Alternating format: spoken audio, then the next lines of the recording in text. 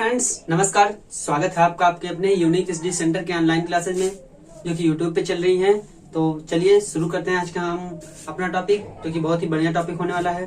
तो आज का जो हमारा टॉपिक है वो है ड्रॉबैक्स ऑफ रदरफोर्ड मॉडल, मतलब रदरफोर्ड मॉडल की कमियां। तो सबसे पहले हमें पता है कि हमने रदरफोर्ड मॉडल को बहुत अच्छे से पढ़ा है, उनका एक्सपेरिमेंट, फिर उनके एक्सपेरिमेंट के थ्रू जो रिजल्ट आए थे उसको, फिर उन रिजल्ट्स को मिला के जो उन्होंने हमें अपना मॉडल दिया था किसी एटम के नाभिक को या किसी एटम को डिफाइन करने के लिए, उसकी पोजीशन, उसके स्ट्रक्चर को डिफाइन करने के लिए उसको हमने पढ़ा। तो बात यही है कि जब कोई भी मॉडल कोई प्रस्तुत करता है, कोई भी रूल भी कोई देता है, कोई भी साइंटिस्ट किसी भी प्रकार का किसी भी क्षेत्र में कोई भी रूल दे, तो जो उस क्षेत्र के जो और अदर साइंटिस्ट होते हैं उनमें भी तो होड़ लगी रहती कि हाँ इन्होंने कैसे नई चीज दी थी। तो वो उनके उस रूल पे अपना एनालिसिस करते हैं, खुद विश्लेषण करते हैं, क्या इन्होंने जो रूल दिया वो 100% सही है या कितना सही है, क्या कमियां हैं इनमें, क्या इनको और बताना चाहिए थी, क्या इन्होंने नहीं बताई। इन सभी पे वो एनालिसिस करते हैं, तब जाके वो किसी के मॉडल की कमियों के बारे में बता पाते हैं। कोई भी हो, किसी के मॉडल, किसी के रूल की कमियों के बारे में बताते हैं कि हाँ कहाँ पे इनका ये रूल फॉलो करेगा, कहाँ पे इनका ये रूल नहीं फॉलो करेगा, ये सब बताते हैं। तो हमें पता है कि हमने रदरफोर्ड मॉडल को हमने अच्छे से पढ़ा है, जिसमें ये प्रोटॉन्स होते हैं, मतलब पॉजिटिव चार्ज होता है, वो एक छोटे से एरिया में, कह सकते हैं छोटे से स्मॉल, बहुत ही स्मॉल वॉल्यूम में बना हुआ होता है, जिसको उन्होंने बाद में न्यूक्लियस नाम दिया, जिसमें क्या बोलते हैं उसको, प्रोटॉन और न्यूट्रॉन साथ में रहते हैं, उसको इन्होंने न्यूक्लियस कहा। फिर दूसरी बात इन्होंने क्या बताया अपने मॉडल में कि ये जो इलेक्ट्रॉन्स होते हैं वो एक ऑर्बिट में गति करते हैं, मतलब एक कक्षा में गति करते हैं ना। फिर तीसरी बात इन्होंने बताई कि इलेक्ट्रोस्टैटिक फोर्स के बारे में, मतलब स्थिर वैद्युत बल के बारे में। वो क्या कि वो जो नाभिक और इलेक्ट्रॉनों के बीच एक स्थिर वैद्युत बल होता है, उसके थ्रू वो एक स्टेबल संरचना देने की कोशिश करते हैं, जिससे कहा जा सके कि वो स्टेबल होगा। ठीक है, तो इन्होंने यही बताया था। तो जब बाद में साइंटिस्टों ने, अलग अलग वैज्ञानिकों ने इनके इस मॉडल को अपने तरीके से देखा, अपने तरीके से इस पे और रिसर्च किए, तब कुछ कमियां निकल के आई कि हाँ ये एटम्स की कुछ निश्चित प्रॉपर्टीज के बारे में नहीं बता रहा है। तो उन्हीं के बारे में हम पढ़ेंगे, ड्रॉबैक्स ऑफ रदरफोर्ड मॉडल, मतलब रदरफोर्ड मॉडल की कमियां। तो देखिए क्या कमी बताई थी। तो सबसे पहले तो ये जान ले कि जो रदरफोर्ड का जो इनके मॉडल को एक कहते हैं सोलर सिस्टम मॉडल, पता है सभी को, मैंने लिखा भी है कि इनके रदरफोर्ड के न्यूक्लियर मॉडल को हम बोलते हैं सोलर सिस्टम मॉडल। तो जो इन्होंने सोलर सिस्टम मॉडल बताया उसमें इन्होंने इन इलेक्ट्रॉनों और नाभिक को बहुत छोटे स्तर पे ले लिया, जबकि हमारा सोलर सिस्टम तो बहुत हैवी स्तर पे, बड़े स्तर पे है, हमारे बहुत बड़े स्तर पे है। लेकिन उन्होंने उस छोटे से एटम जिसकी साइज बहुत ही कम होती है उसको उससे तुलना करके बताया। तो क्या हुआ कि जो हमारे पहले की साइंस थी वो किस पे आधारित थी, जो कहते हैं उसको, वो हमारी आधारित थी न्यूटन के फार्मूले पे, है ना। न्यूटन का जो नियम था, न्यूटन का जो नियम दिया गया था, लॉज ऑफ मोशन, उसके आधार पे थी, क्योंकि वो बड़े पिंडों के लिए बताया था उन्होंने, बड़े पार्टिकल्स के बारे में बताया था। लेकिन अब बात थी एटम्स की, जो कि उन बड़े बड़े सोलर सिस्टम में बताइए ग्रह हैं हमारे, पृथ्वी जितना बड़ा, बृहस्पति, सूर्य कितना बड़ा, इन सभी के बारे में उन्होंने बताया। तो जो न्यूटन ने बताया था वो बड़े ग्रहों के बारे में बताया था, तो उसी के सापेक्ष इन्होंने अपना मॉडल दिया था, इसीलिए इनको सोलर सिस्टम मॉडल कहा गया था ना। तो वो बड़े मॉडल था, लेकिन जब ये बात छोटे में आई तो कुछ दिक्कतें आने लगी। तो क्या कहते हैं, वही कमियां हो गई इनकी कि हाँ इन्होंने उससे तुलना की, लेकिन कुछ चीजें इसमें थी। जैसे इन्होंने कहा कि इलेक्ट्रॉन नाभिक के चारों तरफ चक्कर लगाते हैं। तो बात आई कि जो इन्होंने कहा, देखिए यहाँ पे नाम लिखा गया है मैक्सवेल का। जो मैक्सवेल थे, इन्होंने बताया कि जब कोई भी चार्ज पार्टिकल, जब कोई भी चार्ज यानी आवेशित कण गति करता है तो वो इमिट करता है अपने साथ विद्युत क्षेत्र और साथ ही साथ मैग्नेटिक फील्ड यानी चुंबकीय क्षेत्र। ये चीजें वो अपने जब मोशन करेगा चार्ज पार्टिकल, तो इन चीजों को वो इमिट करेगा, अपने आसपास लेके घूमेगा, इन्होंने बताया था। लेकिन अगर केस देखे तो ये बात आई इलेक्ट्रॉन, मतलब कि एटम में इलेक्ट्रॉन जो होता है वो नेगेटिवली चार्ज, तो कहा जा सकता है कि जो इलेक्ट्रॉन अगर घूम रहा है तो वो भी अपने साथ मैग्नेटिक फील्ड और इलेक्ट्रिक फील्ड को साथ में लेके घूम रहा है। ओके, लेकिन बात अगर हम करें सोलर सिस्टम में, अपने सौरमंडल में, तो उसमें क्या था, उसमें क्या है कि हमारे जो ग्रह या सूर्य है, क्या वो चार्ज है, उस पर कोई चार्ज है? नहीं ना, ऐसा नहीं। उस पर हमारे जो चार्ज है, वो ग्रह हैं, उन पे कोई भी चार्ज नहीं है। लेकिन उन्होंने तुलना उससे की थी। तो बात यहाँ पे आएगी, वो उन्होंने बताया था कि जो ग्रह होते हैं वो तो चक्कर लगाते हैं निश्चित कक्षा में, ग्रह तो निश्चित कक्षा में चक्कर लगाते हैं, लेकिन जब बात हमारे इलेक्ट्रॉन्स की आएगी तो होगी बात ये कि ये जो इलेक्ट्रॉन्स है इन पे चार्ज होने के कारण इन पे जब ये चक्कर लगाएंगे तो ये मैग्नेटिक फील्ड और इलेक्ट्रिक फील्ड अपने साथ लेके घूमेंगे। लेकिन फिर अगर ये मैग्नेटिक फील्ड और इलेक्ट्रिक फील्ड को अपने साथ लेके घूमेंगे तो बात आई है कि इनके पास कुछ ऊर्जा होगी, जिस ऊर्जा के कारण ये मैग्नेटिक फील्ड और इलेक्ट्रिक फील्ड जनरेट होगा। तो उसी पे बात करते हैं कि क्या चीजें बताई गई थी। देखिए इनकी कमियों के रूप में क्या कमियां इनके मॉडल में रही, रदरफोर्ड के मॉडल में कौन सी कमियां रही कि जिसपे और भी वर्क करके दूसरे साइंटिस्ट उसको और मॉडिफाइड तरीके से अपना अपना मॉडल दें। तो देखिए क्या चीजें थी। According to the electromagnetic theory of Maxwell, charge particles when accelerated should emit electromagnetic radiation. बात वही कारण है कि देखिए अकॉर्डिंग टू इलेक्ट्रोमैग्नेटिक थ्योरी मतलब विद्युत चुंबकीय थ्योरी के अनुसार, मैक्सवेल की विद्युत चुंबकीय थ्योरी के अनुसार क्या था, चार्ज पार्टिकल्स व्हेन एक्सीलरेटेड, जब चार्ज पार्टिकल होता है, इलेक्ट्रॉन चार्ज होता है, तो जब चार्ज पार्टिकल एक्सीलरेट किया जाता है, एक्सीलरेट मतलब त्वरण, सब जानते हैं, कोई भी पिंड गति करे या कोई भी कण गति करे तो उसमें त्वरण आ जाती है, गति करने की वजह से। देखिए फिर क्या, शुड इमिट इलेक्ट्रोमैग्नेटिक रेडिएशन। ये मैक्सवेल की इलेक्ट्रोमैग्नेटिक थ्योरी यही कहती है कि जो चार्ज पार्टिकल होगा उसको जब एक्सीलरेट किया जाएगा, मतलब कि वो जब गति करेगा तो उसमें क्या चीज होगी, शुड इमिट इलेक्ट्रोमैग्नेटिक रेडिएशन, मतलब विद्युत चुंबकीय विकिरण को वो इमिट करेंगी। इमिट मतलब होता है उत्सर्जन करना, इमिशन मतलब उत्सर्जन करना, उसी से इमिट बना हुआ है। तो क्या, शुड इमिट इलेक्ट्रोमैग्नेटिक रेडिएशन मतलब वो विद्युत चुंबकीय विकिरण को उत्पन्न करेगी। बताया ना कि जब वो, और विद्युत चुंबकीय विकिरण क्या होती है अभी उसको बताते हैं। विद्युत चुंबकीय विकिरण को उत्पन्न करेगी जब कोई चार्ज पार्टिकल चलेगा या गति करेगा, मोशन में रहेगा, तब वो विद्युत चुंबकीय विकिरण को उत्पन्न करेगा। फिर क्या आगे करें, देखिए this feature does not exist for planets since they are uncharged. वही मैंने बताया कि जब हम बात करेंगे अपने सोलर सिस्टम में तो जो ग्रह हमारे हैं, जो प्लैनेट्स हैं, या सूर्य को ही ले लें तो सूर्य तो चक्कर लगाता नहीं, चक्कर तो ग्रह लगाते हैं, तो बात चक्कर की करें, मत बात ग्रह की करें, प्लैनेट्स की। तो यही करें कि जो प्लैनेट्स होते हैं वो चार्ज नहीं होते हैं, उन पर कोई भी चार्ज नहीं होता, ना तो पॉजिटिव होते हैं ना तो निगेटिव होते हैं। तो करें कि लेकिन उनके केस में वो चार्ज नहीं होता और यह फीचर एग्जिस्ट नहीं करता। ये यहाँ पे जो चार्ज पार्टिकल्स के लिए इन्होंने फीचर बताया कि जब चार्ज पार्टिकल्स गति करेगा तो इलेक्ट्रोमैग्नेटिक रेडिएशन उत्पन्न करेगा।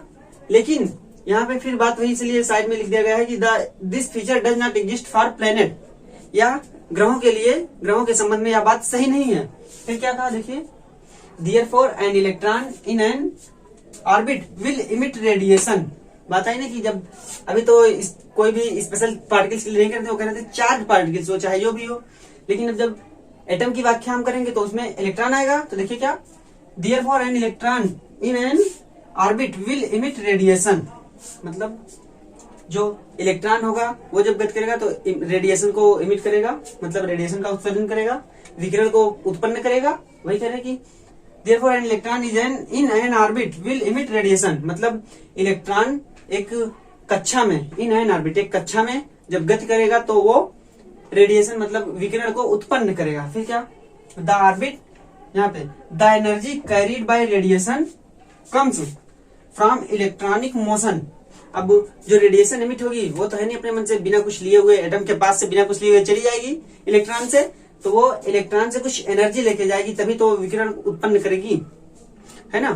तो क्या कर रहे हैं, the energy carried bye radiation मतलब विकिरण के द्वारा जो एनर्जी यानी जो ऊर्जा ले जाई जाती है, कम्स फ्रॉम इलेक्ट्रॉनिक मोशन।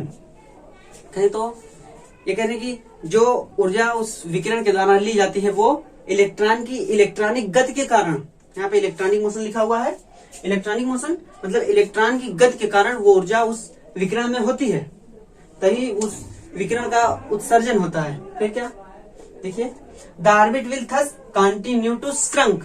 अब बात आई कंटिन्यू टू श्रंक, यहीं पे इनका मॉडल, रदरफोर्ड का मॉडल फेल हो जाता है। यहीं पे ये स्टेबिलिटी में, एटम की स्टेबिलिटी बताने के लिए गलत साबित होता है। देखिए क्या है, इसको देखिए पहले, the orbit will thus continue to shrink मतलब जो कक्षा होगी वो बराबर घटती जाएगी। श्रंक मतलब सिकुड़ना होता है, जैसे कुछ हो तो सिकुड़े, तो उसी को कंटिन्यूटी श्रंक मतलब लगातार वो सिकुड़ते रहेगी। बात कहें तो देखिए, अगर इसको हम लिखे तो समझेगा एक फिगर से, तो सीधे सीधे जब एनर्जी इमिट करेगी जो इलेक्ट्रॉनिक गति, जब इलेक्ट्रॉन गति करेगा तो जिस ऊर्जा के साथ वो रेडिएशन को इमिट करेगा, जिस ऊर्जा के साथ जितनी ऊर्जा वो अपने विकिरण को दे देगा जो उसके द्वारा उत्पन्न होगी, फिर तो इलेक्ट्रॉन की ऊर्जा कम हो जाएगी, होगी ना भाई। जब हमारे पास कुछ ऊर्जा हो, हम किसी दूसरे को दे दें तो हमारे पास ऊर्जा की कमी होगी। तो वही कि इलेक्ट्रॉन के पास जितनी ऊर्जा थी, जब उसने रेडिएशन को इमिट किया, मतलब जब विकिरण को उत्पन्न किया, तो अपनी कुछ ऊर्जा वो विकिरण को दे दिया। तब बात आएगी जब ऊर्जा कम हुई तो कुछ तो इलेक्ट्रोस्टैटिक फोर्स उसमें लगा हुआ है, proton positive, electron negative, electrostatic force. जब ये अपनी ऊर्जा कुछ दे देगा तो इसकी ऊर्जा कम होने के कारण प्रोटॉन की ऊर्जा ज्यादा हो जाएगी, तो प्रोटॉन में चला जाएगा, मतलब ये न्यूक्लियस में चला जाएगा, क्योंकि न्यूक्लियस पे पॉजिटिव चार्ज, और इसकी ऊर्जा जो है इलेक्ट्रॉन की वो कम हो जाएगी पहले की तुलना में। तो बात आएगी कि वो सिकुड़ जाएगा। देखिए अगर इसको देखें तो अगर कहें ये हम मान लेते हैं ये हमारा एक न्यूक्लियस है, ठीक है, फिर कहें तो ये इलेक्ट्रॉन है, मान लीजिए इसको हम एक इलेक्ट्रॉन मान लेते हैं, इस पे नेगेटिव चार्ज होता है। अब ये गति करेगा एक कक्षा में, देखिए ये इस तरीके से ना, लेकिन जब एनर्जी इसकी इमिट खत्म होगी धीरे धीरे, तो ये धीरे धीरे एनर्जी कम होते होते ये सीधा कम होता जाएगा ना, इसकी कक्षा छोटी होती जाएगी, और एक समय ऐसा आएगा ये इसमें मिल जाएगा, मतलब ये न्यूक्लियस में चला जाएगा, आएगा ना। यहाँ से मान लीजिए इलेक्ट्रॉन ने मूव किया, अब धीरे धीरे जब इसने अपनी एनर्जी रेडिएशन को दे दी, अपनी ऊर्जा उस विकिरण को सप्लाई कर दी, तब इसकी ऊर्जा कम हुई, तो ये जो न्यूक्लियस था इसकी ऊर्जा तो कम नहीं हुई, इसकी ऊर्जा पे कोई फर्क नहीं पड़ा, लेकिन ऊर्जा पे फर्क पड़ा इलेक्ट्रॉन की। तो जब इलेक्ट्रॉन इसके चारों तरफ घूमता रहा, तो इसने धीरे धीरे जब उसकी ऊर्जा जिस तरीके से खत्म हुई, इसने न्यूक्लियस ने मतलब नाभिक ने इलेक्ट्रॉन को अपनी तरफ खींच लिया। एक समय ऐसा आया, अगर इनकी बात रदरफोर्ड की मॉडल माने, तो एक समय ऐसा आएगा कि ये जो इलेक्ट्रॉन है ये नाभिक में ही आके सीधे गिर जाएगा। तो जब इलेक्ट्रॉन सीधे नाभिक में गिर जाएगा तो क्या एटम अस्थायी रहेगा? एटम का कुछ स्टेबिलिटी एटम की कुछ रहेगी नहीं ना, क्योंकि इलेक्ट्रॉन ही खत्म तो एटम रह नहीं जाएगा, ओनली न्यूक्लियस बचेगा। बात है कि यहीं पे इनका नियम फेल हो जाता है। तो the orbit will thus continue to shrink, जब एनर्जी खत्म होगी तो ऑर्बिट धीरे धीरे छोटी होती रहेगी, ठीक है। फिर आगे क्या लिखा गया देखिए, calculation shows that it should take an electron only 10 की पावर -8 सेकेंड टू -8 सेकेंड। तो देखिए क्या कैलकुलेशन मतलब गणनाएं बताती हैं कि it should take an electron only 10 की पावर 8 सेकेंड -8 सेकेंड। सोचिए 10 की घात ओनली 10 की घात -8 सेकेंड इलेक्ट्रॉन उस, और क्या लिखा है, स्पाइरल इनटू द न्यूक्लियस। इस पथ को स्पाइरल बोलते हैं, स्पाइरल पाथ, ठीक है।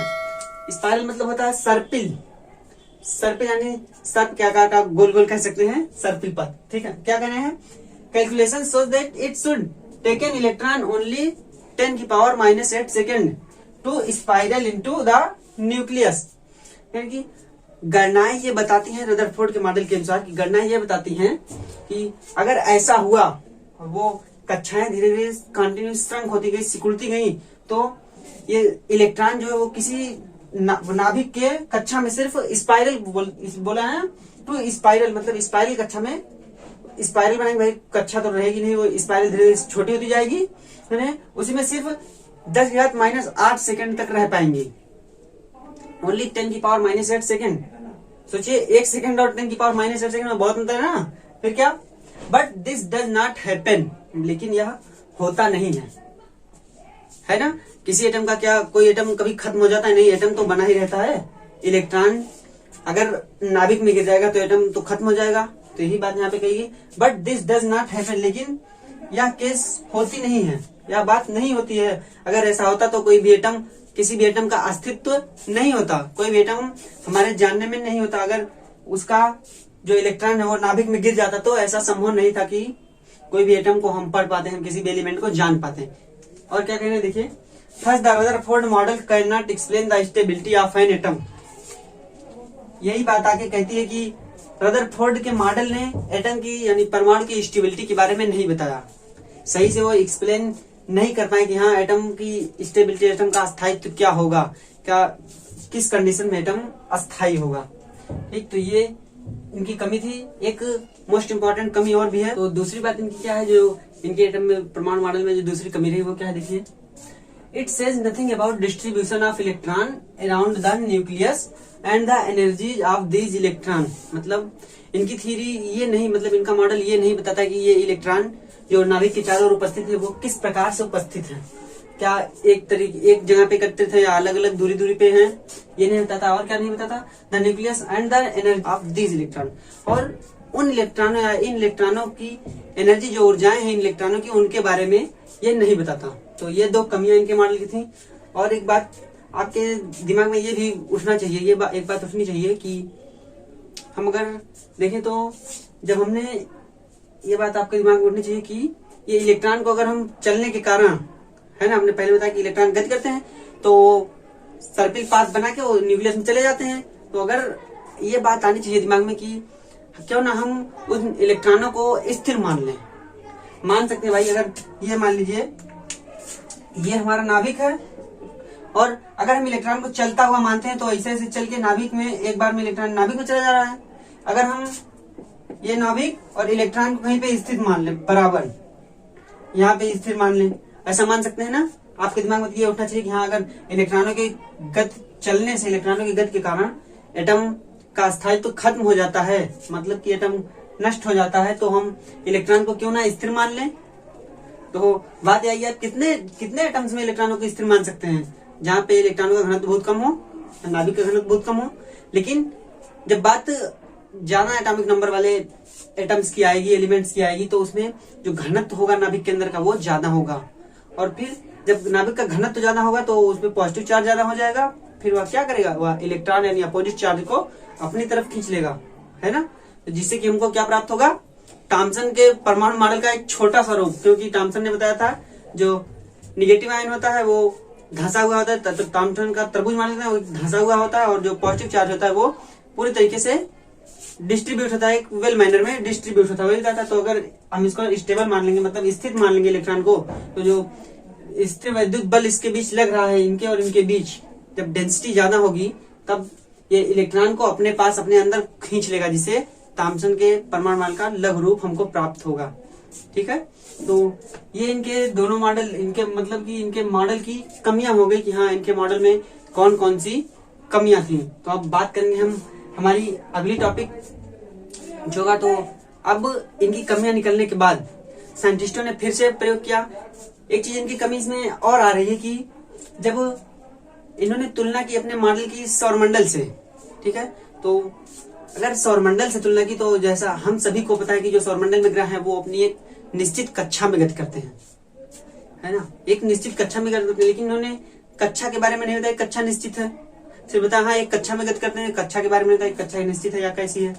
तो इससे हमें यह पता चलना चाहिए कि ये अगर सौरमंडल से तुलना करें तो हो सकता है इलेक्ट्रॉन की जो कक्षा हो वो एक निश्चित कक्षा हो, एक सेम समान कक्षा में इलेक्ट्रॉन हर समय एक समान कक्षा में गति कर रहा हो। जैसे हमारी पृथ्वी को, अगर सौरमंडल का हिस्सा है हमारी पृथ्वी, तो ये भी एक निश्चित कक्षा में गति करती है। सौरमंडल का कोई भी ग्रह एक निश्चित कक्षा में गति करता है। तो वैसा ही अगर तुलना इन्होंने की, रदरफोर्ड ने अगर अपने मॉडल की तुलना सौरमंडल से की है, तो ये बात आएगी सामने कि जो इलेक्ट्रॉन है वो एक निश्चित कक्षा में गति करेंगे, और जो उनके बीच जो बड़े पिंड है वो हमारे ग्रह और जो सूर्य है इनके बीच एक फोर्स लगता है, गुरुत्वाकर्षण फोर्स। वो भी अंकीय मात्रा में अगर फार्मूला उसका देखें तो वो बराबर होता है किसके, जो हमारे कूलाम महोदय थे, कूलाम का नियम, जो कूलाम बल है हमारा दो आवेशों के बीच लगने वाला बल, उस सेम अंकीय मतलब गणितीय माध्यम में सेम फार्मूला उसके बराबर होता है ना। तो ये कि अब इसमें भी देखिए तो आवेशों के बीच आ गया, वहां पे तो उनमें कोई आवेश है नहीं गुरुत्वाकर्षण फोर्स के लिए। अगर हम सौरमंडल में देखें तो उसमें कोई आवेश तो है नहीं हमारे प्लैनेट्स पे। लेकिन जब इनके कूलाम के नियम में बात करेंगे तो वो दो चार्जों के लिए बता रहे हैं ना, दो चार्ज। तो एटम के केस में दो चार्ज हो जाएंगे, एक पॉजिटिव एक निगेटिव, ठीक है। तो वही एक निश्चित कक्षा में गति करते हैं, हम इलेक्ट्रॉन को एक निश्चित कक्षा मान सकते हैं कि इलेक्ट्रॉन एक निश्चित कक्षा में गति करता है, ठीक है। तो ये थी इनकी कमियां। अब हम इनकी कमियों को सामने आने के बाद अब साइंटिस्ट लग गए फिर से कि हाँ, इन्होंने जो नियम दिया उस पे ये खरे नहीं उतर रहे हर जगह, इनका नियम गलत होना चाहिए। तो अब नए नए तरीकों से सब लोगों ने और भी चीजें फिर से एक्सपेरिमेंट इनके नियम पे हुए कि अब कुछ नया मॉडल दिया जाए जिससे कि एटम के ठीक ठीक स्थायित्व को बताया जाए, इलेक्ट्रॉनों का डिस्ट्रीब्यूशन एटम के चारों तरफ बताया जाए, इलेक्ट्रॉनों की एनर्जी के बारे में डिफिनेशन बताई जाए, मतलब इलेक्ट्रॉनों की एनर्जी को डिफाइन किया जाए। इन सभी के बारे में चर्चा होने लगी। तो तब बात आएगी धीरे धीरे हमारा जो मॉडल आएगा वो होगा बोहर्स मॉडल, मतलब बोर मॉडल।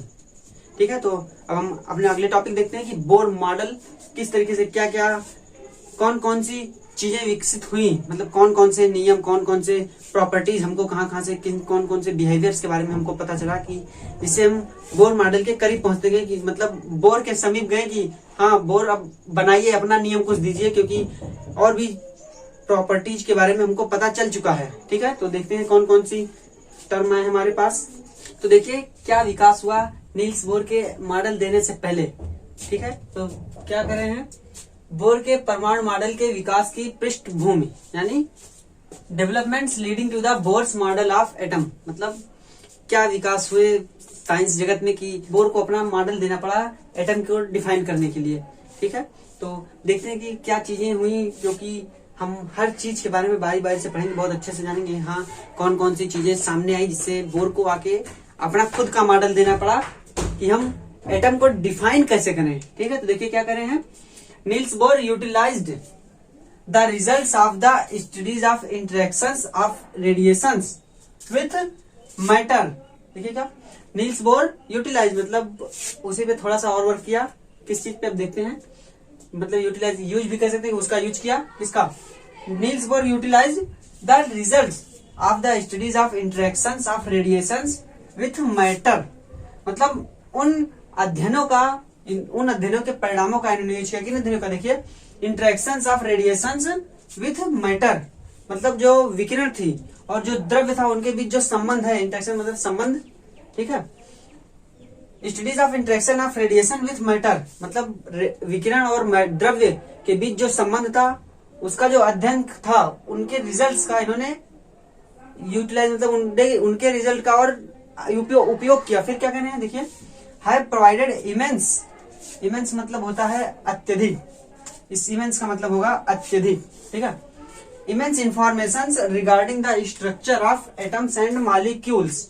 क्या कह रहे हैं, कौन सा जो कि प्रोवाइड किया था, जो इंटरेक्शन था रेडिएशन और मैटर यानी विकिरण और द्रव्य के बीच में जो इंटरेक्शन था, उसने क्या प्रोवाइड किया था, है प्रोवाइडेड, जिसने दिया था क्या, immense information regarding the structure of atoms and molecules, मतलब बहुत अत्यधिक इंफॉर्मेशन दिया था किसके बारे में, जिससे रिगार्डिंग मतलब हम कह सकते हैं regarding the structure of atoms and molecules, मतलब इतनी ज्यादा सूचना उसने दे दी थी, किसने, रेडिएशन और मैटर के बीच जो इंटरेक्शन था उस रिजल्ट ने इतनी सूचना दे दी थी कि वो एटम मतलब परमाणु और अणु की स्ट्रक्चर को बताने के लिए काफी थी। और देखिए बताने में आगे आई, देखिए क्या, इम्प्रूव, ठीक है, molecules to improve upon the model proposed by Rutherford. अब बात साफ हुई कि उन सभी को इन्होंने किसके ऊपर लगाया, टू इम्प्रूव रदरफोर्ड मॉडल, है ना। तो कहें तो सीधा यही कहने की molecules to improve upon the model proposed by Rutherford, कि जो मैटर यानी द्रव्य और रेडिएशन यानी कि विकिरण, जो द्रव्य और विकिरण के बीच जो भी कुछ संबंध था, ठीक है, उन अध्ययनों का, जो उन अध्ययनों से हमें प्राप्त हुआ था, क्या, जो उन अध्ययनों से हमें इतनी इंफॉर्मेशन मिल गई, उनके इंटरेक्शंस के जब अध्ययन किया गया, सभी साइंटिस्टों ने अध्ययन किया, तो उससे इतनी इंफॉर्मेशन प्राप्त हो गई कि जिससे एटम यानी परमाणु और मॉलिक्यूल अर्थात अणु, परमाणु और अणु की स्ट्रक्चर जो थे, उनकी संरचना जो थी, उसको बताया जा सकता था। तो उन्हीं रिजल्ट्स का यूज किया किसने, नील्स बोर ने। देखिए उन्हीं रिजल्ट्स का यूज नील्स बोर ने किया, कहाँ पे, to improve upon the model proposed by Rutherford. उन्होंने उन सभी का इम्प्रूव करके रदरफोर्ड मॉडल पे लगाया कि जो बातें रदरफोर्ड के मॉडल में सही थी उसको उठाया, फिर इन जो अध्ययन था उनसे जो प्रॉपर्टीज उठाई उनको साथ में मिक्स किया और रदरफोर्ड मॉडल को ही इम्प्रूव करके, कह सकते हैं मॉडिफाइड करके, इन्होंने अपना मॉडल लिया था। क्या है, और देखिए the two developments played a major role, मतलब उन सभी डेवलपमेंट्स में मतलब कह सकते हैं जो भी विकास हुए साइंस जगत में, उन सभी में जो दो महत्वपूर्ण बातें थी, कि जिन दो महत्वपूर्ण बातों ने इतना ज्यादा इफेक्ट डाला कि रदरफोर्ड मॉडल को आना पड़ा, यानी रदरफोर्ड को अपना मॉडल देना पड़ा, वो क्या था, देखिए डुअल कैरेक्टर ऑफ इलेक्ट्रोमैग्नेटिक, ये dual character of electromagnetic radiation, मतलब जो इलेक्ट्रोमैग्नेटिक विद्युत चुंबकीय विकिरण थी उसकी द्वैत प्रकृति, मतलब दो व्यवहार दर्शाने वाला। कहते हैं डुअल मतलब दो, या वैसे कहें तो दो व्यवहार दर्शाने वाला इलेक्ट्रोमैग्नेटिक रेडिएशन, मतलब विद्युत चुंबकीय विकिरण की दो व्यवहार, कह सकते हैं ना, विद्युत चुंबकीय विकिरण का दो व्यवहार सामने आया है। तो विद्युत चुंबकीय विकिरण जो था उनके जो पार्टिकल्स है उसके दो व्यवहार सामने आए। कौन कौन से व्यवहार है उस रेडिएशन यानी उस विकिरण के कौन कौन से व्यवहार सामने आए? पहला तो आया वेव लाइट, मतलब कि वो वेव की तरह होगा व्यवहार, और दूसरा है पार्टिकल लाइट। कहें तो जो इलेक्ट्रोमैग्नेटिक रेडिएशन है यानी विद्युत चुंबकीय विकिरण है वो दो प्रकार के प्रॉपर्टीज रख रही है। एक तो वेव लाइट मतलब तरंग के प्रकार का, जैसे कोई भी तरंग, साउंड वेव, वेव कह सकते हैं, साउंड वेव है, कहें हम रेडियो वेव, इन सभी को वेव कहेंगे ना, वेव लाइक प्रॉपर्टी है, वो माध्यम में चलती है, उसके बारे में बताया। फिर क्या पार्टिकल, दूसरा वाइट पार्टिकल लाइट यानी कणीय, कण के प्रकार का।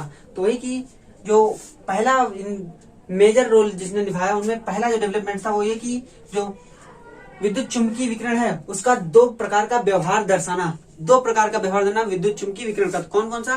पहला व्यवहार वो व्यवहार कर रहा है वेव के तरीके का एक तरंग के रूप में, फिर दूसरा तरीके का व्यवहार है उसका कणीय प्रकृति, मतलब एक कण के प्रकार से वो व्यवहार कर रहा है। तो इसको हम बहुत अच्छे तरीके से पढ़ेंगे। फिर क्या experimental results regarding atomic spectra, मतलब इसको स्पेक्ट्रम बोलते हैं, ठीक है, स्पेक्ट्रम मतलब स्पेक्ट्रम।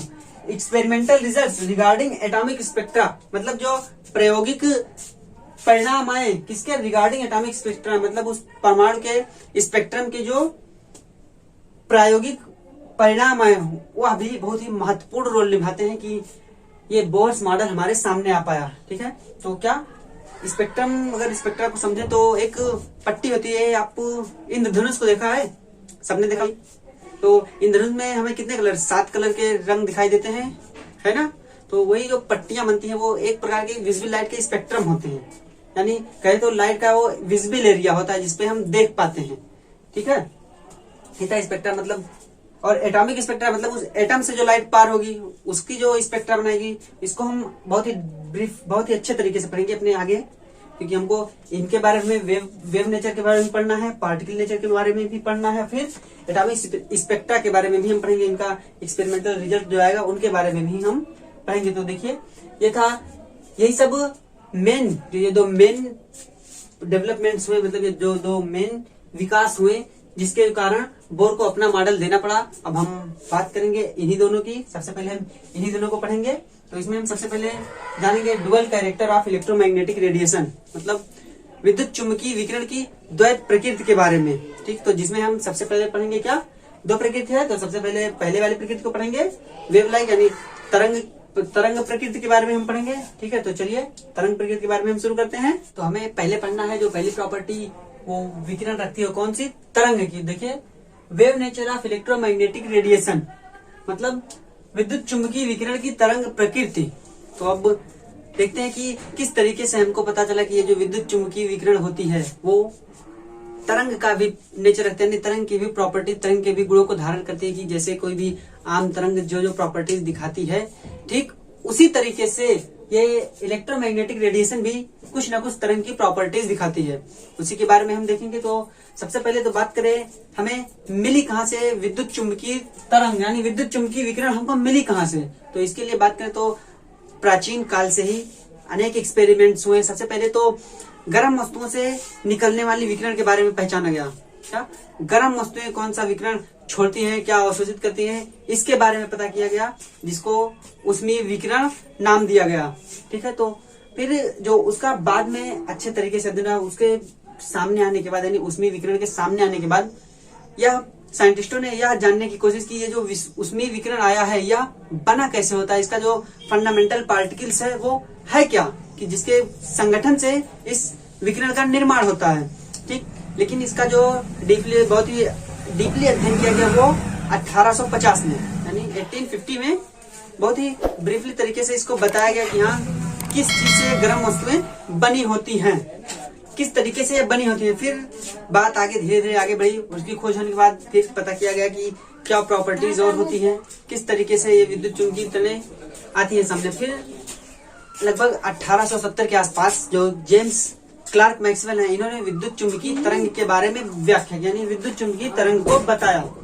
फिर बात आई कि उस जो उन्होंने प्रॉपर्टी दी, उन्होंने कहा था कि जो ये विद्युत चुंबकीय तरंगे होती हैं ये आवेशित कणों के कारण उत्पन्न होती हैं, यानी जो कण चार्ज होते हैं उसके कारण ये विद्युत चुंबकीय तरंगे उत्पन्न होती हैं। लेकिन इसका कोई प्रायोगिक सत्यापन तो तब था नहीं, जिसको बाद में हेनरी हर्ट्ज ने उसका प्रायोगिक सत्यापन किया, मतलब उसको एक्सपेरिमेंटल मैनर में बताया कि हाँ ये इन्होंने सही कहा कि जो ये चार्ज पार्टिकल्स होते हैं उसी के कारण विद्युत चुंबकीय तरंगें निकलती हैं। अब बात आई आगे, देखिए क्या James Maxwell in 1870 was the first to give a comprehensive explanation about the interaction between the charge bodies and the behaviour of electrical and magnetic fields on microscopic level. क्या कि जो जेम्स मैक्सवेल आए 1870 में क्या कहा, और the first पहले ऐसे साइंटिस्ट हैं जिन्होंने give a comprehensive explanation about the interaction between the charge bodies, देखिए between the charge bodies and behaviour of electrical and magnetic fields.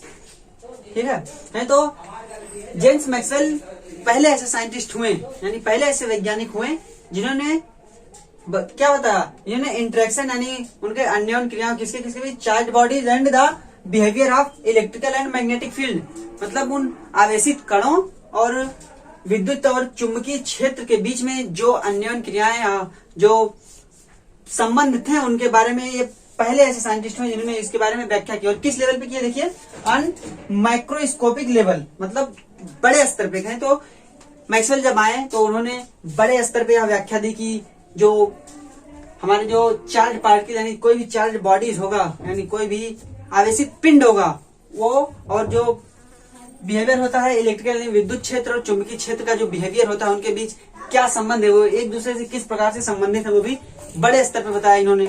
फिर बात आई कि अब इन्होंने एक बात सजेस्ट की, एक बात बताई इलेक्ट्रोमैग्नेटिक वेव्स का, इलेक्ट्रोमैग्नेटिक वेव को डिफाइन करने के लिए। हाँ, हम किस चीज को किस तरीके से इलेक्ट्रोमैग्नेटिक वेव का जनरेट होती है, ये देखिए क्या बताया। ही सजेस्टेड दैट, मतलब उन्होंने बताया when electrically charge particle move under acceleration, क्या जब इलेक्ट्रिकली यानी विद्युत आवेशित कोई पार्टिकल यानी विद्युत आवेशित कोई कण मूव करता है अंडर एक्सीलरेशन यानी त्वरित गति में है, तो जब हम चाहते हैं एक समान गति ना हो, गति में कोई परिवर्तन होता रहे तो उसको त्वरित गति बोलते हैं। ठीक है, और एक बात और, त्वरण उसके कारण भी उत्पन्न होता है। अगर दिशा परिवर्तन हो रही है किसी के भी, मान लीजिए गोलीय पथ पे कोई चक्कर कर रहा है तो भी वहां पे त्वरण होता है क्योंकि दिशा परिवर्तन के कारण। ठीक, देखिए क्या, when electrically charge particle move under acceleration, यानी जब कोई विद्युत आवेशित कण त्वरण के अंतर्गत गति करता है, मूव अंडर एक्सीलरेशन। ठीक, तो क्या होता है, अल्टरनेटिंग इलेक्ट्रिकल माने प्रत्यावर्ती विद्युत and magnetic fields are produced है। तो जब कोई चार्ज पार्टिकल एक्सीलरेशन के अंतर्गत गति करता है तो क्या क्या प्राप्त होता है उससे, alternating electrical and magnetic fields are produced, मतलब वो निकालता है प्रत्यावर्ती चुंबकीय क्षेत्र और प्रत्यावर्ती विद्युत क्षेत्र। और क्या कह रहे हैं, एंड ट्रांसमिटेड, उनको उत्पन्न करता है, उनको ट्रांसमिट करता है, ट्रांसमिट मतलब भेज देता है, संचरण करा देता है उनका, यहाँ पे किसी माध्यम में संचरण उनका करा देता है। फिर क्या, these fields are transmitted in the form of wave, मतलब ये जो फील्ड्स इलेक्ट्रिकल फील्ड और जो मैग्नेटिक फील्ड जनरेट हुए हैं वो किस रूप में, किसी माध्यम में किस रूप में जाएंगे, transmitted in the form of wave, वो एक कहें तो वो एक तरंग के रूप में, एक तरंग के रूप में माध्यम में जाते हैं। फिर अब बात है ना कि वहां से आवेशित कणों के द्वारा हमें तरंग प्राप्त हो गया। अब उस तरंग का नाम क्या दिया गया, देखिए form of wave called electromagnetic waves, मतलब विद्युत चुंबकीय तरंग, या फिर और एक नाम लिया गया है और इलेक्ट्रोमैग्नेटिक रेडिएशन या विद्युत चुंबकीय विकिरण। तो सीधे ये जेम्स मैक्सवेल ने इसके जो विद्युत चुंबकीय विकिरण की डेफिनेशन बताई हुई है कि जब कोई इलेक्ट्रिकल चार्ज जिसपे कोई विद्युत चार्ज हो वो पार्टिकल एक त्वरण के अंतर्गत गति करता है तब उसके गति के कारण हमें विद्युत क्षेत्र और साथ ही साथ चुंबकीय क्षेत्र भी प्राप्त होता है। फिर ये जो विद्युत क्षेत्र और चुंबकीय क्षेत्र हमको प्राप्त होता है, ये ट्रांसमिट भी होता है, मतलब इसका संचरण भी होता है उसके आसपास। किस प्रकार से संचरण होता है उसको भी अभी देखेंगे हम आगे। उसका संचरण होता है उसके आसपास, और फिर उन तरंगों को, भाई तरंग के किस फॉर्म में होता है, तरंग के फॉर्म में। वो फील्ड तो पैदा हुई, मतलब वो विद्युत क्षेत्र और चुंबकीय क्षेत्र तो उत्पन्न हुआ, लेकिन वो तरंग के रूप में उत्पन्न हुआ और उसका संचरण भी तरंग के रूप में, मतलब वो एक जगह से दूसरी जगह पे तरंग के रूप में गया। फिर उसी को इन्होंने, उन्हीं तरंगों को इन्होंने इलेक्ट्रोमैग्नेटिक यानी विद्युत और चुंबकीय दोनों साथ में, इलेक्ट्रोमैग्नेटिक वेव्स यानी विद्युत चुंबकीय तरंग कह दिया, और इलेक्ट्रोमैग्नेटिक रेडिएशन या फिर विद्युत चुंबकीय विकिरण कह दिया। फिर देखिए क्या कर रहे हैं, अगर हम कोई एग्जाम्पल बताए, हाँ ये तो हो गया, हमें पता चल गया कि विद्युत चुंबकीय विकिरण या विद्युत चुंबकीय तरंग क्या है। फिर कोई एग्जाम्पल हम लेना चाहें तो हम कह सकते हैं, एग्जाम्पल हम लिखा light. Light is the form of radiation. Light भी एक प्रकार की विकिरण है, सब जानते हैं। भाई सूर्य से किरणें निकलती हैं, वो एक रेडिएशन, कोई माध्यम तो है नहीं डायरेक्ट, यहाँ कोई मीडियम हो जिसके थ्रू डायरेक्ट आ जाए, लेकिन ना वो रेडिएशन के थ्रू, विकिरण के थ्रू वहां से निकलते, सूर्य भगवान, सूर्यदेव निकल के आए, वहां से वो चमक रहे हैं, जल रहे हैं, वहां से विकिरण सीधे आ रही है ना, विकिरण ही बोलते हैं, रेज, प्रकाश की रेज सीधे हमारे पास आ रही है, उसको विकिरण बोलेंगे। तो वो भी एक प्रकार की इलेक्ट्रोमैग्नेटिक रेडिएशन है, यानी विकिरण तो कहेंगे। फिर इलेक्ट्रोमैग्नेटिक रेडिएशन भी है, उसके साथ भी विद्युत और मैग्नेटिक फील्ड दोनों निकलते हैं। अब हम आगे इनके बारे में अच्छे से चर्चा करें, ठीक है। और अभी हम इनकी प्रॉपर्टीज के बारे में भी बताएंगे कि हाँ ये जो इलेक्ट्रोमैग्नेटिक वेव्स होते हैं ये कौन कौन सी प्रॉपर्टीज रखते हैं। तो प्रकाश की खोज होने के बाद, यानी लाइट जब हमारे लाइट की खोज हो गई तो उसकी प्रकृति के बारे में सोचा जाने लगा कि हाँ लाइट तो हमें मिल गई, अब इसकी प्रकृति है कैसी, आखिर में ये किस तरीके का दिखाई देगा, यानी किस तरीके का व्यवहार रखेगा, ठीक है। तो एंशिएंट काल में जब लाइट का पता चला तो धीरे धीरे उसके व्यवहार के बारे में चर्चा हुई। तो पहले समय में ये माना गया शुरू में कि ये जो प्रकाश है ये कणों से मिलकर बना होता है, छोटे छोटे कणों से, यानी उसको कार्पासेल्स, कणिकाएं बोलते हैं, उससे मिलकर बना होता है। लेकिन बाद में तो पता चला कि ये प्रकाश भी एक विद्युत चुंबकीय विकिरण ही है, यानी इलेक्ट्रोमैग्नेटिक वेव ही है, ठीक। तो आगे चलते देखिए क्या है। Maxwell was again the first to reveal that light waves are associated with oscillating electric and magnetic characters. फिर से कहें तो मैक्सवेल फिर से पहले ऐसे वैज्ञानिक हुए, यानी पहले ऐसे साइंटिस्ट हुए कि जिन्होंने पता किया, क्या रिवेल मतलब होता है बताना, यानी कहना, बताया that light waves are associated with oscillating electric and magnetic field. मतलब ये जो लाइट वेव्स होती है, प्रकाश तरंगे होती हैं, ये ऑसिलेटिंग कहते हैं, प्रत्यावर्ती या दोलायमान, जो बराबर एक निश्चित ना हो, ऊपर नीचे होती रहे, प्रकृति अपनी चेंज करती रहे। ऑसिलेटिंग मतलब दोलायमान कह सकते हैं सीधे सीधे। तो associated with oscillating electric and magnetic character, मतलब मैक्सवेल ऐसे साइंटिस्ट हैं जिन्होंने बताया कि ये जो प्रकाश होता है वो इलेक्ट्रिक, दोलायमान इलेक्ट्रिक और मैग्नेटिक कैरेक्टर दोनों को रखता है। फिर आगे देखिए क्या, the electromagnetic waves motion is complex in nature. ये बहुत ही जरूरी बात, ये जो इलेक्ट्रोमैग्नेटिक वेव्स यानी विद्युत चुंबकीय विकिरणें होती हैं, यानी विद्युत चुंबकीय तरंग जो होते हैं वो बहुत ही जटिल होते हैं। प्रकृति में देखा जाए तो बहुत ही जटिल रूप से चलते हैं। अभी आपको फिगर दिखाऊंगा तो बहुत ही, आप फिगर को देख के समझ सकते हैं कि समझ जाएंगे आप कि हाँ ये जो विद्युत चुंबकीय विकिरण होती है, यानी विद्युत चुंबकीय तरंग होती है, वो बहुत ही जटिल, बहुत ही कॉम्प्लेक्स रूप में चलती है माध्यम में। तो देखिए क्या, the electromagnetic wave motion is complex in nature. अब हम इनकी कुछ प्रॉपर्टीज के बारे में देखें।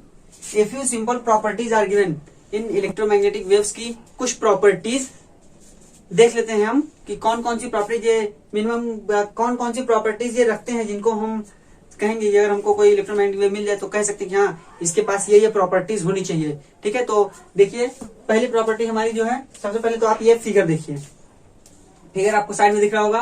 तो इस फिगर में आप देख सकते हैं क्या बना हुआ है, एक फिगर है, इसमें आपको एक रेड यानी लाल कलर की रेखा दिख रही है जो कि ऊपर नीचे गई है। फिर देखिए क्या दिख रही है, एक नीले कलर की रेखा दिख रही है साइड से, देख रहे हैं आप। फिर एक अक्ष बना हुआ कहते हैं, तो एक ग्राफ के रूप में देख रहे हैं ना, ये बना हुआ है। आप इसमें देख सकते हैं ये जो रेड वाली लाइट यानी रेड वाली जो कलर दिखाई गई है वो, उसको रेड वाले कलर से जो दिखाया गया है रेखा रेड वाले कलर से, उसको विद्युत क्षेत्र का घटक बोलते हैं, यानी इलेक्ट्रिक क्षेत्र का यानी इलेक्ट्रिक फील्ड का घटक बोलेंगे।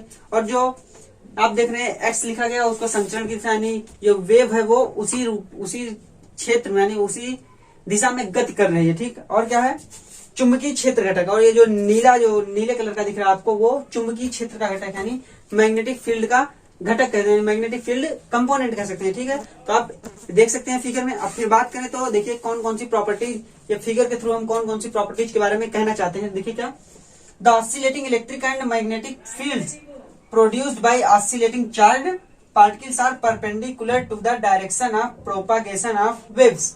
देखिए इस प्रोपागेशन का मतलब प्रोपागेशन का मतलब चलना, हम चलते हैं तो वाक, लेकिन तरंगों के जब तरंगे किसी माध्यम में चलती है उसको प्रोपागेशन बोलते हैं। तो क्या कह रहा है पहले पॉइंट में, the oscillating electric and magnetic fields produced by oscillating charge particles, मतलब जो ये प्रॉपर्टी हमको मिल रही है ऑसिलेटिंग यानी दोलायमान जो इलेक्ट्रिक और मैग्नेटिक फील्ड मिल रहे हैं जो कि प्रोड्यूस यानी प्राप्त हुए कहां से, ऑसिलेटिंग चार्ज पार्टिकल्स, उस ऑसिलेटिंग चार्ज दोलायमान आवेशित पार्टिकल्स यानी दोलायमान आवेशित कण से हमें ये इलेक्ट्रिक और मैग्नेटिक फील्ड प्राप्त हो रहे हैं। क्या, are perpendicular to the direction of propagation of waves, मतलब कि ये परपेंडिकुलर है किसके, वेव के। आप फिगर में देखिए पहली प्रॉपर्टीज में यही कहना चाह रहा है कि ये जो आपको संचरण की दिशा दिख रही है, मतलब जो एक्स अक्ष दिख रहा है आपको, एक्स एक्सिस, उस पे ये जो चल रही है, देखिए क्या, the oscillating electric and magnetic fields produced by oscillating charge particles are perpendicular to the direction of propagation of wave. मतलब आप देखिए एक्स अक्ष की दिशा में जो वेव है वो एक्स अक्ष की दिशा में चल रही है, यानी पार्टिकल एक्स अक्ष पर आगे बढ़ रहा है। लेकिन आप देख रहे हैं जो विद्युत क्षेत्र का घटक है और जो चुंबकीय क्षेत्र का घटक यानी मैग्नेटिक फील्ड कंपोनेंट है और जो इलेक्ट्रिक फील्ड कंपोनेंट है वो देख रहे हैं आप परपेंडिकुलर है ना, वो रेड कलर वाला देखिए वो जेड अक्ष पे जा रहा है, जेड एक्सिस पे जा रहा है, मतलब कि जेड एक्सिस से उसकी शुरुआत हुई। और इसको आप मैग्नेटिक फील्ड को देखें तो वाई एक्सिस से उसकी शुरुआत हुई है।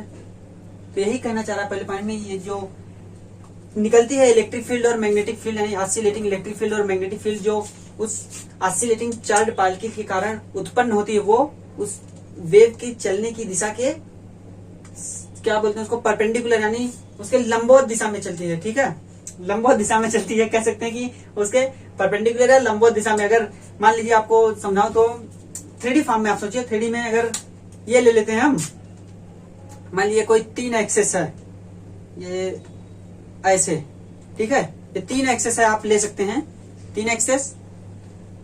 एक मिनट रुकिए, इसको इसे दिखाएं ताकि अच्छे से ज्यादा अच्छे समझ में आए। देखिए ये 3 एक्सेस अगर आप लें, इधर देखिए 3 एक्सेस अगर आप लें, एक एक्सेस ये, एक एक्सेस ये, तो अगर ये जो वेव है वो अगर चल रही है इस दिशा में, ठीक है, पहले प्रॉपर्टी, अगर वेव है वो अगर इस दिशा में चल रही है तो जो इलेक्ट्रिक फील्ड होगा वो इधर चलेगा और मैग्नेटिक फील्ड इधर। निश्चित नहीं है कि इलेक्ट्रिक फील्ड इधर है और मैग्नेटिक फील्ड इधर, आप दोनों फील्ड्स में से कोई एक फील्ड इस दिशा में इधर ऐसे से चलेगा और कोई एक फील्ड इस दिशा में ऐसे ऐसे चलेगा, ऊपर नीचे ऑसिलेटिंग है, मतलब एक बार वैल्यू कम एक बार वैल्यू ज्यादा, और वेव जो है वो इधर ऐसे ऐसे चलेगा। तो इससे हुआ ना कि ये तीनों एक दूसरे के परपेंडिकुलर नहीं, तीनों एक दूसरे के लंबवत चल रहे हैं। ठीक है, तो यही था पहली प्रॉपर्टी में, मतलब जो इलेक्ट्रोमैग्नेटिक वेव होती है उनकी पहली प्रॉपर्टी में यही सबसे पहले, अगर कोई इलेक्ट्रोमैग्नेटिक वेव हमको मिली तो हम यही जानेंगे कि ये जो इलेक्ट्रोमैग्नेटिक वेव यानी विद्युत चुंबकीय विकिरण हमको प्राप्त हो रही है, उसका जो पहला प्रॉपर्टी है वो ये कि जो इसमें विद्युत क्षेत्र है यानी विद्युत क्षेत्र का जो कंपोनेंट है यानी विद्युत क्षेत्र का जो घटक है वो उस वेव के चलने की दिशा के परपेंडिकुलर है, और जो मैग्नेटिक क्षेत्र का कंपोनेंट है वो भी उसके चलने के परपेंडिकुलर, यानी तीनों एक दूसरे के, कह सकते हैं तीनों चीजें एक दूसरे के, तीनों कंपोनेंट एक दूसरे के लंबवत दिशा में गति कर रहे हैं। ठीक, तो ये पहला पॉइंट था। अब हम दूसरा पॉइंट देखते हैं। देखिए तो दूसरी प्रॉपर्टी पे हम इसके कौन सी गुण के बारे में चर्चा करेंगे। देखिए क्या, अनलाइक साउंड वेव यानी unlike sound waves are waves produced in water, कहें तो कहना चाहता है कि साउंड वेव की तरह अलग, यानी जैसा कि साउंड वेव करता है उससे बिल्कुल अलग। अनलाइक मतलब लाइक होता तो उसकी तरह, लेकिन अनलाइक है इसलिए साउंड वेव से अलग। Are waves produced in water, या फिर उन वेव्स की बात कर रहा है जो वाटर यानी जो पानी में भेजी जाती है, प्रोड्यूस की जाती हैं, या कहें तो प्रोड्यूस्ड इन वाटर, वाटर में जो उत्पन्न होती हैं। हम अगर समुद्र तालाब का पानी हो तो अगर उसमें कोई भी पानी हम उसमें अगर एक कंकड़ मारे तो अगर आपने मारा भी हो तो आपको पता होगा कि कंकड़ मारने के बाद एक पानी ऊपर नीचे होकर ऐसे से जाता है ना चारों तरफ, अगर जहाँ पे कंकड़ पे उसके चारों तरफ पानी ऐसे ऊपर नीचे करके जाता है तो वही वेव कह रहा है कि unlike sound waves are waves produced in water, क्या electromagnetic waves do not require medium and can move in vacuum. मतलब कि जो विद्युत चुंबकीय तरंग होगी वह डू नॉट रिक्वायर मीडियम, उसको किसी माध्यम की जरूरत नहीं है, तो कहें तो वो किसी पर निर्भर नहीं है, अकेले ही काफी है। And can move in vacuum, और वह निर्वात में भी मूव कर सकते हैं, निर्वात में भी प्रोपागेट हो सकती है, कहें तो निर्वात में भी चल सकती है। तो दूसरा प्रॉपर्टी यही कहना चाह रहे हैं कि जिस तरीके से साउंड वेव और जो पानी में वेव यानी पानी में जो तरंग उत्पन्न होती है उनको अपने चलने के लिए यानी अपने प्रोपागेशन के लिए एक माध्यम यानी एक मीडियम की जरूरत होती है, लेकिन ये जो इलेक्ट्रोमैग्नेटिक वेव होती है यानी विद्युत चुंबकीय तरंग जो होती है उसको किसी भी माध्यम की जरूरत नहीं होती है, तो वो सेल्फ डिपेंडेंस है, उसको किसी पे डिपेंड होने की जरूरत नहीं है। और क्या कह रहा है, and can move in vacuum, और वो निर्वात में भी जहां पे हवा ना हो वहां पे भी वो मूव कर सकती है। लेकिन साउंड वेव क्या वहां पे मूव करेगी जहां पे हवा ना हो? नो, उसको मीडियम की जरूरत है। हम बोल रहे हैं आपके पास तक आवाज आ रही है किस तरीके से, तो भाई हवा एक प्रकार से, एयर एक प्रकार से मीडियम का कार्य कर रहा है, तभी तो एयर कहें तो तभी तो आवाज हमारी वहां तक पहुंच रही है आप तक, ठीक है। तो यही दूसरे प्रॉपर्टी में यही कहना चाह रहा है, आप फिगर को अच्छे से देखिएगा। अब ये दो प्रॉपर्टी आज हम पढ़ रहे हैं, बाकी की और भी प्रॉपर्टीज हैं उसको हम अपने अगले वीडियो में उनकी यानी विद्युत चुंबकीय तरंग की और भी कुछ प्रॉपर्टीज के बारे में हम अपने अगले वीडियो में चर्चा करेंगे। तो इस वीडियो में आपको इतना ही, उम्मीद करता हूं कि आपको ये वीडियो बहुत अच्छी लगी होगी, और अगर वीडियो आपको अच्छी लगी हो तो आप वीडियो को लाइक कीजिएगा, और अगर आप हमारे चैनल पर नए हों तो आप चैनल को सब्सक्राइब कीजिए और पीछे जाके सारी प्लेलिस्ट से आप सारी वीडियोस देख सकते हैं, और जिससे कि आपको आगे की चीजें अच्छे से समझ में और पीछे की जो आपकी छूट गई हैं वो भी आपको अच्छे से तैयार हो जाएं, ठीक है। तो मिलते हैं अपने अगले वीडियो में, तब तक के लिए अपना और अपने परिवार का ख्याल रखिएगा। धन्यवाद।